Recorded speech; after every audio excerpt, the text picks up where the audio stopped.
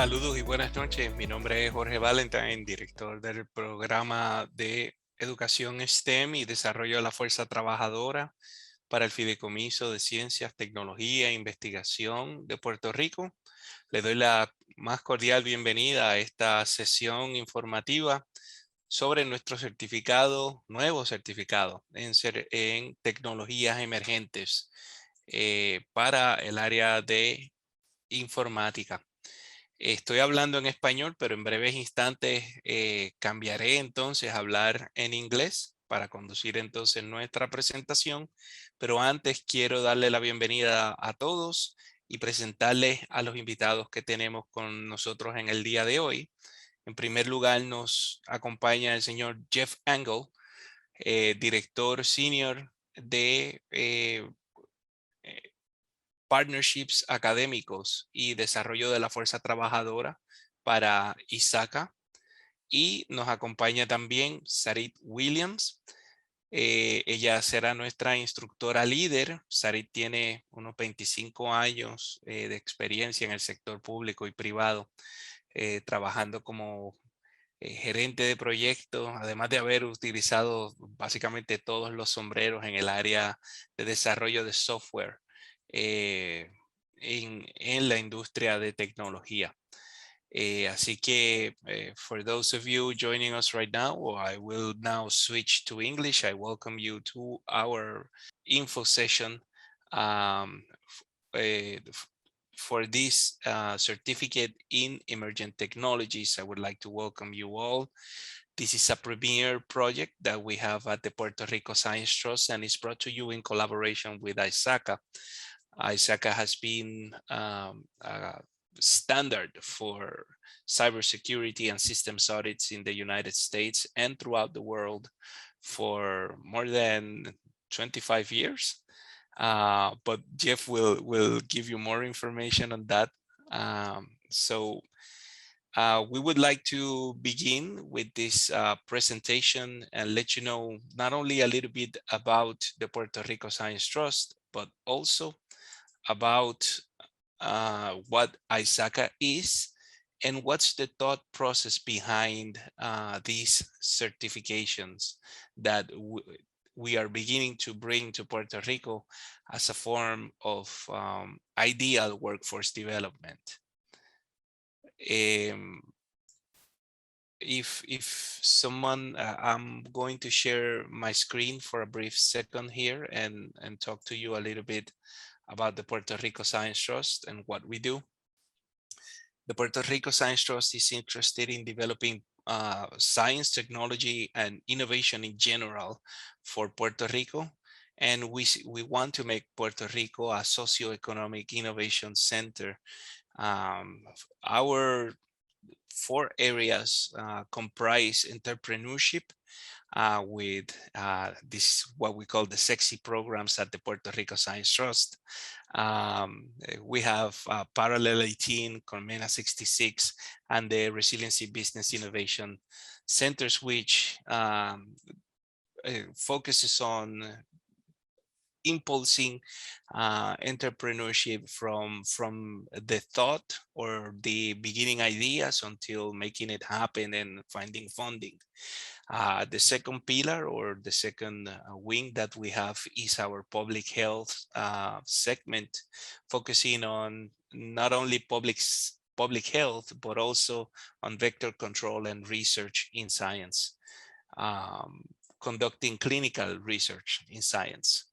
The third area is the research and development area, and we are funding investigations.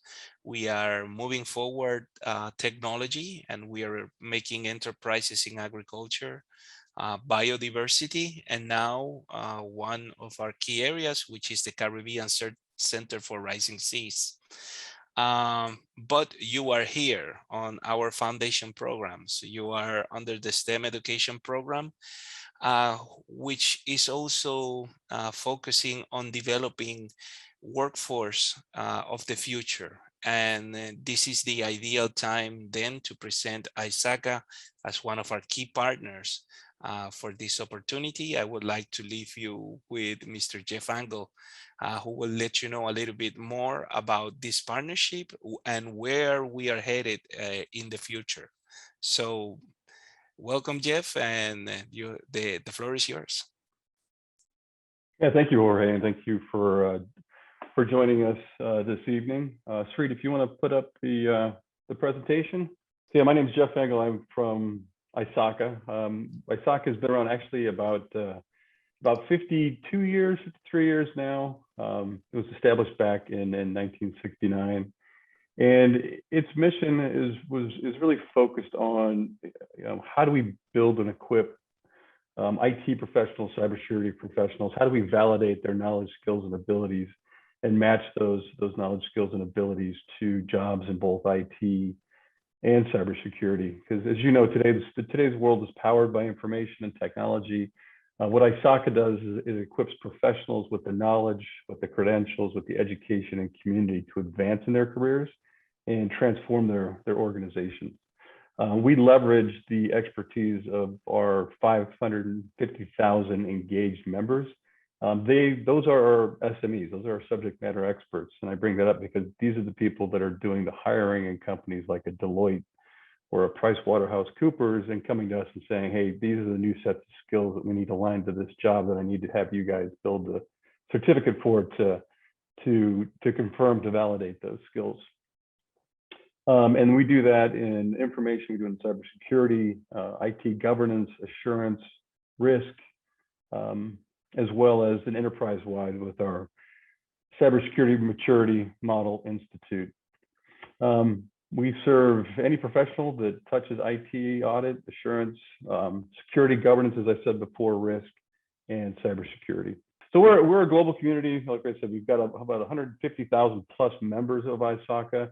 These are chapters that we have around the world. We do have one in Puerto Rico as well. And these folks are important because with programs like we have with Puerto Rico Science and Trust, these are the folks who can help mentor the people joining the program. Also, when you join the program with us and Puerto Rico Science and Trust, you become a student member of that chapter. So it's a great way to network. It's a great way to find potential mentors to help you out as you go through the program. And one of the things, if you can go forward here,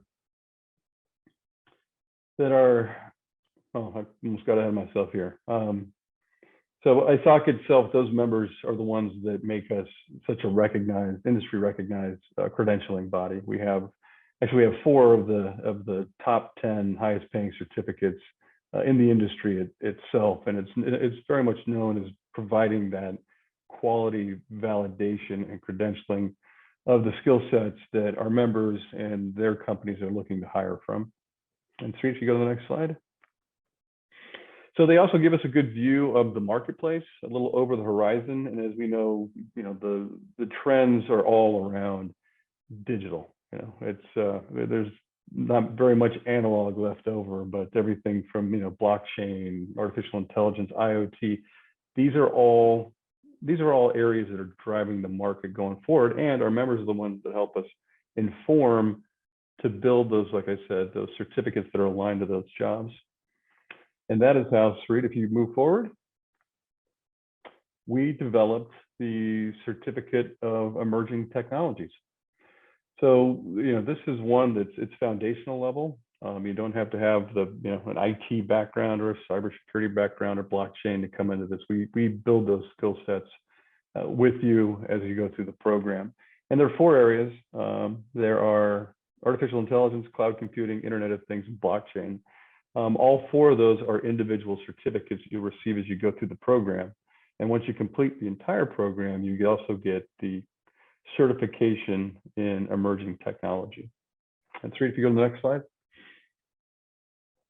So the difference in this program and what really makes it special is it is knowledge-based. We're going to give you, we're going to provide the knowledge for you, but it's also performance-based, meaning that it's hands-on. So that will really take that knowledge and then let you build the skills and abilities that you need to become, certified in those 4 different areas. And the nice thing about the hands-on or the performance-based is that you actually have a work product at the end of this that you can show, somebody if you're looking for the job or if you want to move up in a current role, the new skill sets that you have, the new abilities that you have. As I said before, it's for people, you don't have to have an IT background. The certificates are stackable, as I mentioned, and it's important to know too, it's vendor neutral. So whether you go into, Amazon or some other company, it's the knowledge that you bring with it, not tied to a specific system like a Cisco or others. And the certificates really serve as feeders into the areas that we talked about previously, with IT, with audit, risk, cybersecurity, or governance. And I think with that, we're going to turn it over. I'm going to hand it off to Sarit Williams, who will be the instructor for the program. Thank you, Jeff. Hello, everyone. Good evening. And I'm going to try my hand in Spanish and say buenas noches. Good evening to everyone joining us. I wanted to go over the 4 pillars of the certification in emerging technologies that ISACA is offering. These 4 pillars will lead the student towards understanding data science, which is, in this globalized world, everything is run on data, as Jeff mentioned. And the first certification I wanted to go over is artificial intelligence. In this particular module, we're going to have an overall introduction into AI, and we're going to include things such as AI concepts and AI implementations. Now, the importance of this certifications is because you're going to, if you will, dip your toe in each of these subjects. So it's going to give you enough information to be able to understand and apply immediately into, hopefully, the job you're in now or the job you're hoping to get. And it will also allow you to choose what it is that is interesting to you, so you could deep dive into that particular subject. So with AI, we're going to learn about properties, enterprise, and consumer usage. How do we use it in a personal aspect? And then how do we use it in a business aspect? Because the lines are really blurred now. As you know, you're carrying around a computer with you, so there's AI already built in. You're going to learn about risks and ethics, which is becoming a huge subject as we learn about big data and some of the data that's being collected. And then we're going to learn about AI implementations. So how do you actually make it practical? What do you need to adopt it? How much does it cost? What are expert systems, machine learning models, and machine learning algorithms? So you'll understand not just fundamental, being able to talk about it or learn the linguistics or the acronyms around it, because each of these has their own understanding on their own acronyms that's people in the business would use. But you'll also learn how to be able to think of how to apply certain things you take away from this course. So the AI implementation learning objective is you're going to be able to describe enterprise usage of artificial intelligence. You could see some of these like RPA. What does RPA really mean? What is log analysis? And then again, how do you use each of these? Or natural language processes, NLP, fraud detection, cybersecurity, and healthcare. How is it used in healthcare? I don't know if you've seen it there already, but in the US, for example, I've already seen in some of our hospitals, you could see little robots that are wheeling along the hallways, just measuring the different viral load in some of the hospitals. So you could start seeing some of these things already taking place. You're going to be able to identify consumer usage of artificial intelligence. Again, how do you, in the personal sense? Some examples would be autonomous vehicles or digital assistants. I'm sure you're familiar with Alexa or Siri. And then freelance mobile marketplace.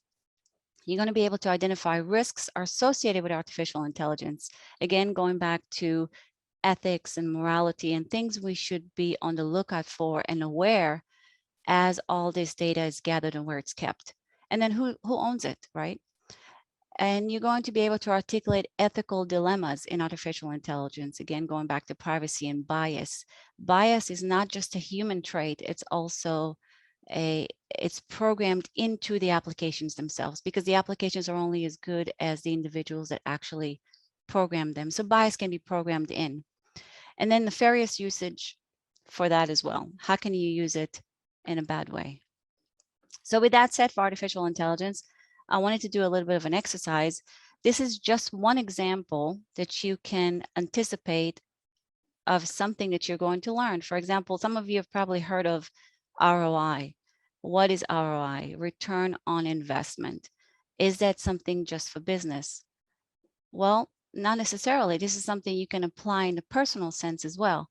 You will learn the formula, you will learn how to apply it, and you will be able to make better decisions, not just in regards to monetary investments, but also personal time.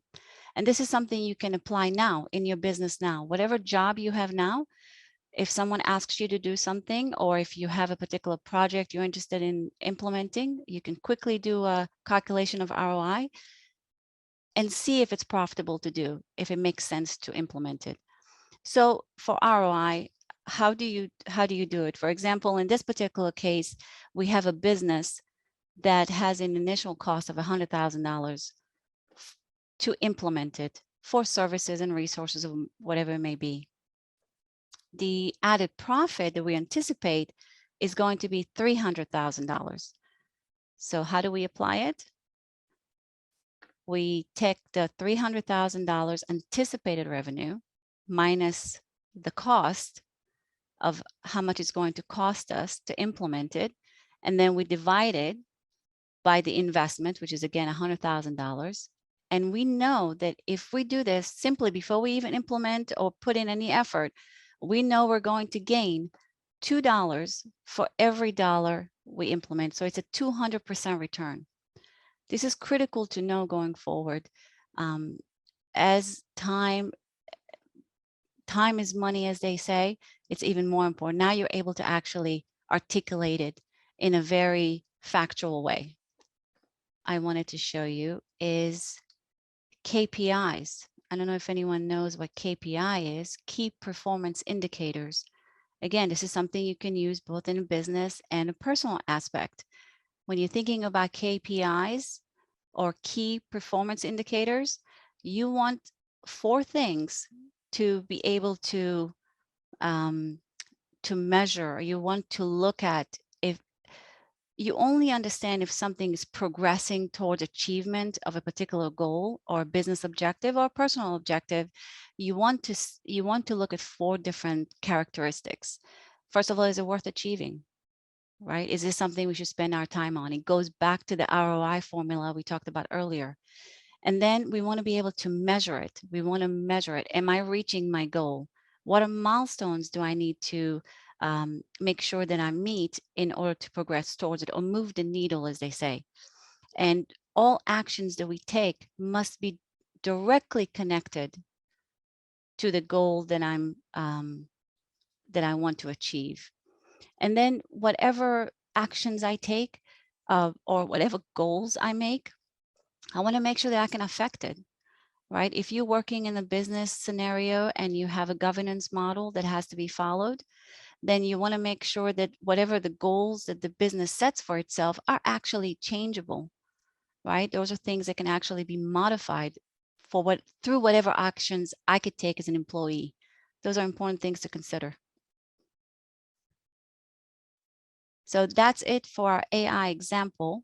Our next training module is cloud computing. You're already familiar from a personal perspective with Dropbox or Google Docs or any of those cloud-based services where you can access your documents, for example, from any place and any device, as long as it's connected to the internet. Well, in this particular training module, you'll learn a lot more about how things work and when to use the right cloud architecture, depending on what you're trying to achieve. In this case, we're going to learn about cloud computing concepts. Again, the words are different for each of these big data areas. So you'll be able to communicate about it with knowledge, with some kind of experience as we go through the classes. You'll learn about virtualization, service models, and implementation. You'll learn what SaaS or PaaS or IaaS and solution stacks really mean. You'll learn about governance, cloud service support, such as testing and validation, service level monitoring, and so on. The computing models, you're going to be able to distinguish between cloud deployment models, identify the considerations for choosing cloud deployment and service models, Again, distinguish between those different architectural types, explain solution stacks, and list the layers of cloud stack. Why is that important? Again, from personal perspective and business perspective, it's important because you'll be able to be a better problem solver. Because if you understand the layering of architecture and what, in a technological perspective, what widget speaks to which other widget, you'll be a much better problem solver because you'll have a more focused approach to problem solving. Rather than looking at the whole web, you'll be able to quickly decipher which of those areas need to be looked at closely. So for cloud training module, I wanted to do a little bit of an exercise and just ask this question. Everyone is familiar with Office 365, Microsoft's Word, Excel, and all of the other Office applications is now called Office 365. Anyone knows what it's an example of? Pueden escribir sus respuestas en el chat. Estamos pendientes.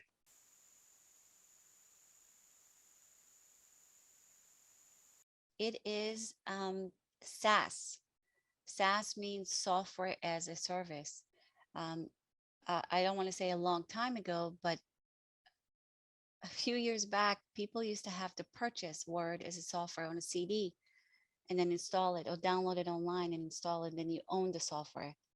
Most companies, more software applications are now becoming software as a service. So it's cloud-based. You're able to access it, use it, just like you would if it's installed in your machine, but it doesn't require the space or the maintenance or any of those additional, what some would consider headaches, because you just log in, you do what you need to do with the software, you pay usually a monthly subscription to use it, and you get the same benefits as you would owning it. Now, the different types of cloud service models is, as I mentioned, we have infrastructure as a service. We have infrastructure as a service is online processing of data storage capacity. So think of it more as a hardware infrastructure, not the software side of things, but the hardware.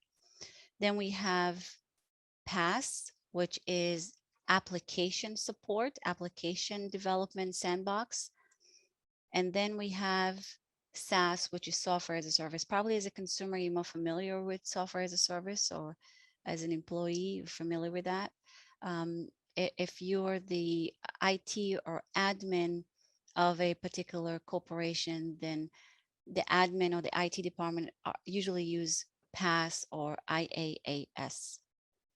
For example, AWS, Amazon Web Services would be an example of that. Our third module that you're going to learn about and be able to speak about is Internet of Things, or in short, IoT.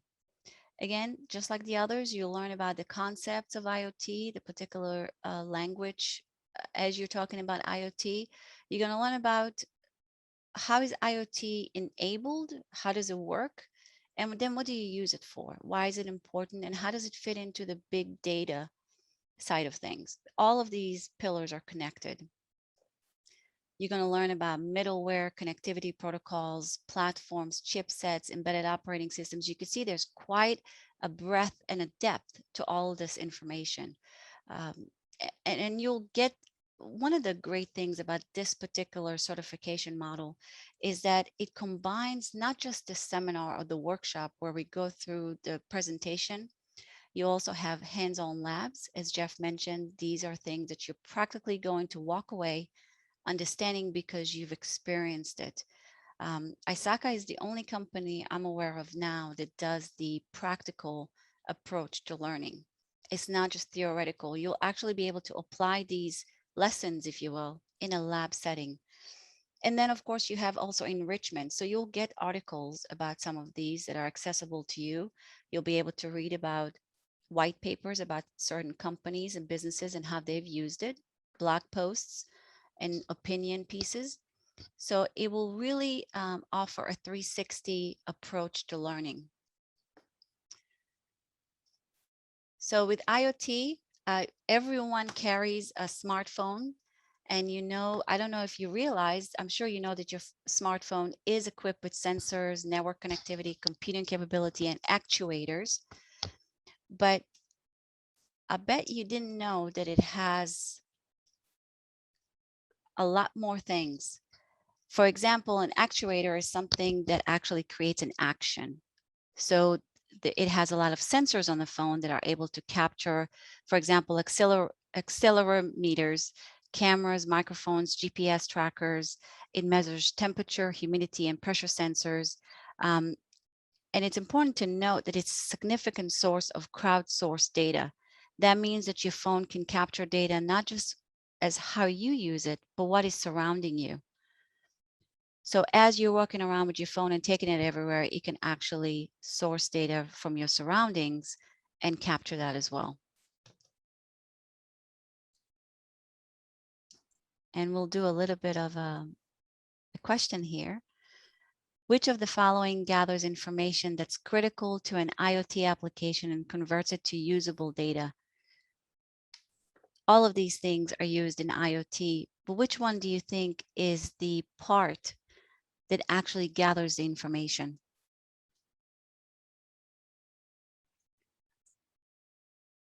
A, very good.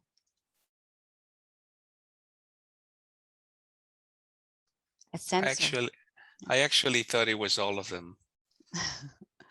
All of them do something in regards to IoT, but the part that actually gathers the information is the sensor. The actuator is the one that takes action upon what the phone is sensing. And embedded OS is needed in order to have the programming embedded. Very good. Okay, and our final module in this emerging technologies course is blockchain. And I'm sure everyone has heard of blockchain.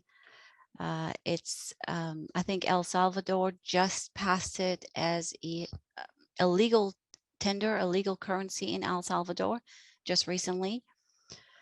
And blockchain is becoming very important because it's being considered as a cryptocurrency and a way to offer monetary value peer-to-peer or business to a person. And for blockchain training module, you're going to learn about concepts and you're going to learn about uses and considerations. What are the different models of blockchain? What are the different platforms? What does tokenization means? Digital assets and common business usages. How would you use it? One thing to note about blockchain is if you've ever been interested in cybersecurity or cryptocurrency, you will get a little bit of that in blockchain. You'll actually be able to understand what cryptography is, and you'll understand the basics, at least, of how tokenization works when you share information online. What is encryption? Those are all important things, and it will actually add even more value than just blockchain itself when you learn about this one. So as I mentioned, you'll learn about different cryptocurrencies. You'll be able to distinguish between them. You'll be able to understand the benefits and what is a digital asset. We're familiar with physical assets, but what is a digital one? You'll understand the different models and topologies, benefits and challenges, pros and cons, and distinguish and compare blockchain models, which is important because it's becoming so broad. You hear about all these different types. You'll be able to understand the differences between them. And for blockchain, I have one more little test, if you will, just to see, what do you think about this? Oh, I actually gave the answer away, didn't I? You did. I did. Anyone knows? Actually, I have one more question. Let's see. And I did not give the answer away to this. What is the maximum number of Bitcoins that can be mined or that can be available at one time?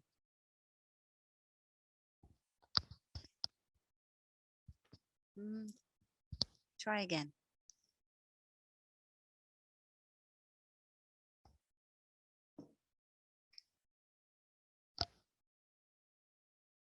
See, very good. Why is that? It's 21 million. That is correct. As you know, with fiat currency, they can print really an unlimited amount of money.